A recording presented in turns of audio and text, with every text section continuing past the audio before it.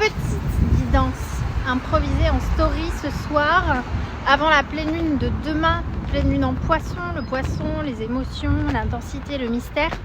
Alors selon l'état de votre système nerveux, selon la manière dont vous avez préparé votre corps, soit vous allez vivre un pur blessing, c'est-à-dire cette sensation d'être vraiment dans une forme d'osmose, d'abondance entre votre corps, entre le vivant, ou soit et c'est le moment où il y a énormément de systèmes nerveux qui sont à plat au bout du rouleau. J'ai pu vraiment le constater autour de moi et je voulais vous rappeler que parfois il suffit d'un petit exercice simple de pranayama.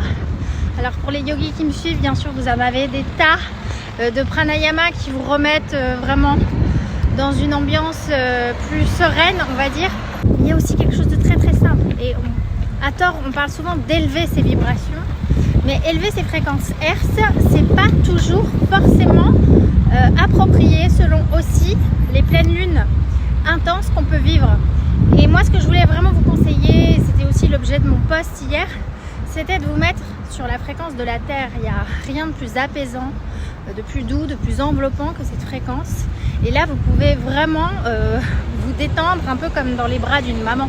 Donc n'hésitez pas à aller mettre les pieds dans la terre, pieds nus, vous vous mettez dans l'herbe et vous prenez le temps de relâcher, de donner à la terre tout ce que vous ne voulez plus. N'oubliez pas aussi qu'on arrive dans un portail important qui est le 999.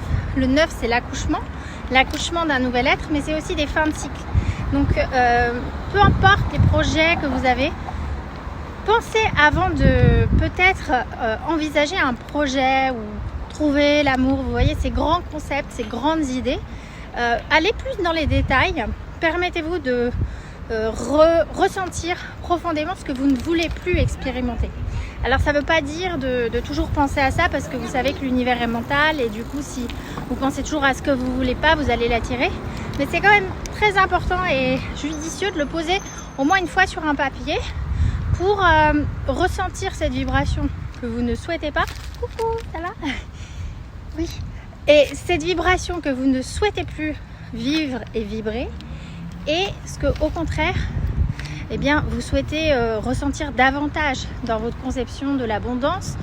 Voilà, donc c'est aussi simple que ça. Donc je vous souhaite une belle soirée et une belle pleine lune, un beau passage dans ces énergies du poisson. Le poisson, il peut pas se mentir, il est vrai, il vit ses émotions à fond.